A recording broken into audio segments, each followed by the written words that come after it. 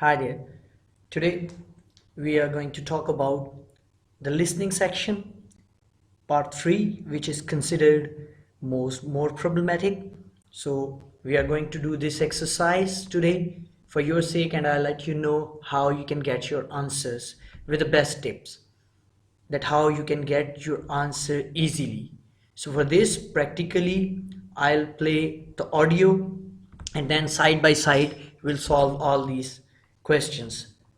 And during that audio time, I'll tell you how you can anticipate. The best technique is anticipation.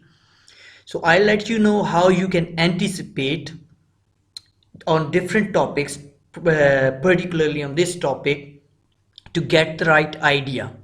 So let's play the recording, and during the recording, I'll tell you how you can anticipate. So let's start practically the test.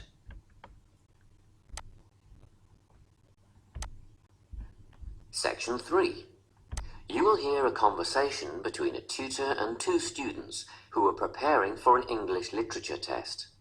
First, you have some time to look at questions 21 to 24. Okay, now quickly you look, he is telling the literature test. So this is about novel. So 21 number, the name of novel, you need to focus when he will talk about the name of the novel. Then protagonists mean heroes.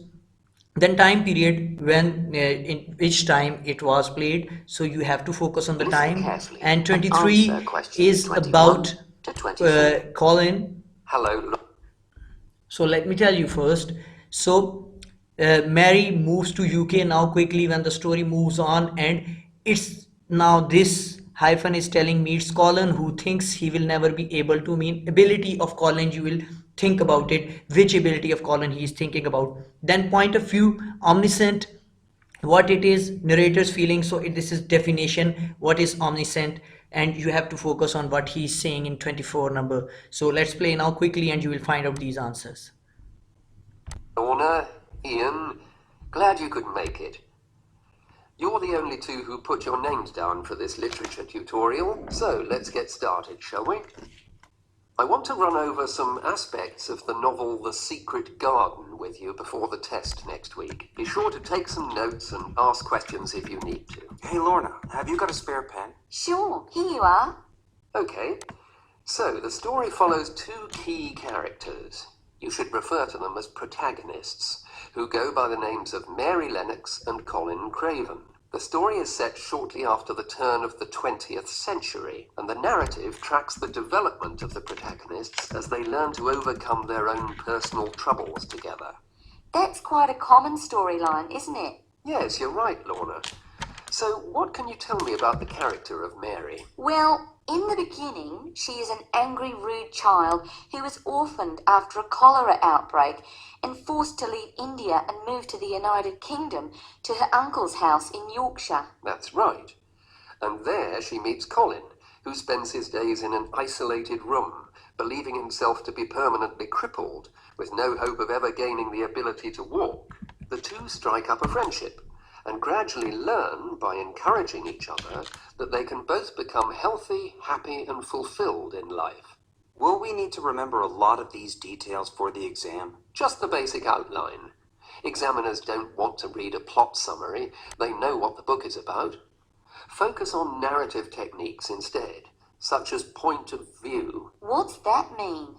It's all about how we see the story. This story, for example, is written from the perspective of what is called an omniscient narrator. Omniscient means all-knowing. So, as readers, we get to see how all the characters feel about things, what they like and don't like, and what their motivations are in the story. Before you hear the rest of the conversation, you have some time to look at questions 25. So here I'll stop you for a moment. Here he was talking about three things. One was feeling, second was now rephrasing is another technique, which is very important in IELTS to get a good grade. Second, he was talking about likings and disliking. Liking and disliking can be rephrased as opinions. So this he has given, but motivations he has not given. So this is the right answer. So now we have picked up the right answers by anticipation. Now moving ahead from question 25 to 30.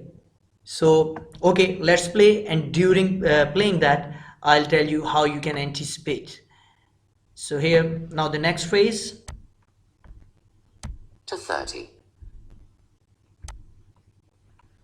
Now here you can see audience, then symbols. There would be definition of symbols, physical items that represent. What do they represent? Here that is missing. Then there he will discuss different symbols. You have to find out the second symbol which is missing over there in sequence. Now listen Above and breast. answer questions Then 25 third to one. 30. Okay, let's wait for a minute. Then quickly I am explaining, so that's why it's taking time. When I'm looking them, I can do it quickly. So then there are motives. So symbols, motives, second symbol is missing. Then in motives, second motive, and in second motive, Tracy, he's explaining it. What point is missing? You can look at here. And the third thing which is missing, that are the themes. In the themes, he has missed few words. So first theme, what is the theme? Its first part is missing. Second theme, what is the theme? Its first part is missing. And the third part of the third theme is missing. So what do you need to focus on the definition of symbols, on second symbol, and on the motives. One motive you have to find out, and then themes, and there are three themes you have to find out. So that will be the answer of your question. Now let's go quickly and check it out what he is talking about.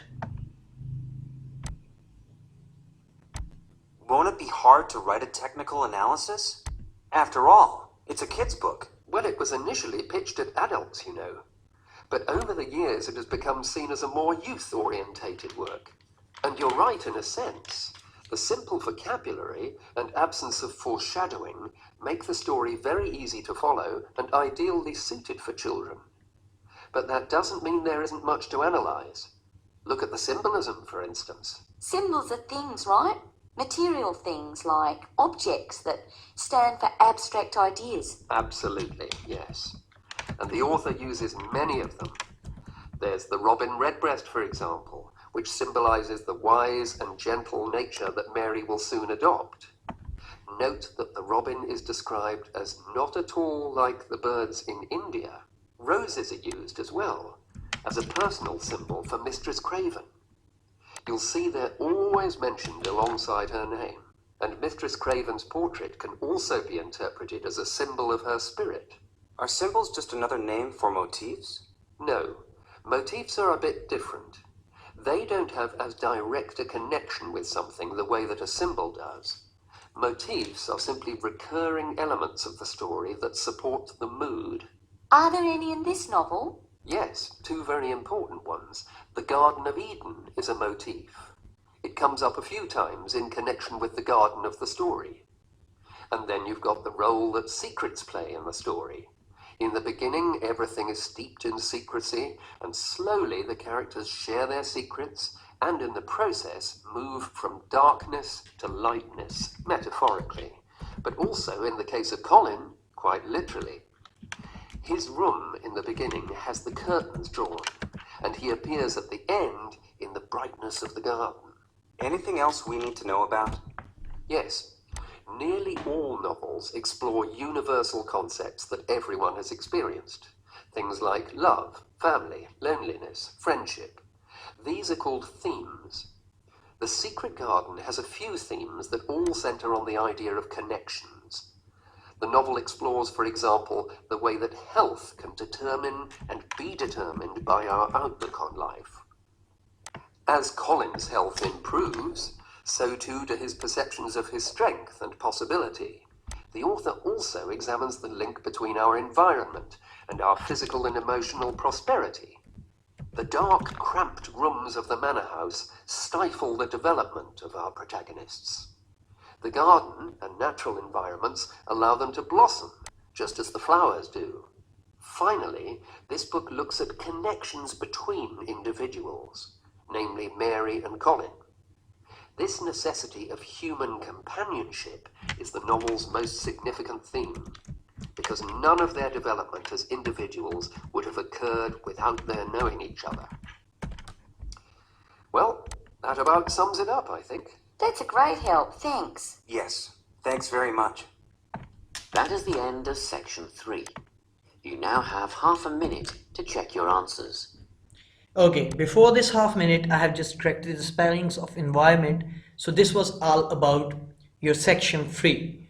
So anticipation, and just try to make a picture in your mind what topic is coming. So that topic was related to a novel, and he was teaching them about their motives and all these things. And again, I told you the rephrasing is the second technique that I told you here. About liking and disliking is opinion, and here Now there turn was to section 4. there is another thing. So we are not going to section 4. In Section the next 3. video we will talk about the section 4, and I'll let you know how you can find out the right answers. So far this was for you, for finding out the right answers, how you can predict the answer, how you can answer them properly. So keep watching Mob English and try to learn as much as you can, and you can get maximum score. So these were few techniques which can solve the issue of listening in future, and you can get a high score of 8 bands almost nearly. So thank you very much for now. See you then. Take care.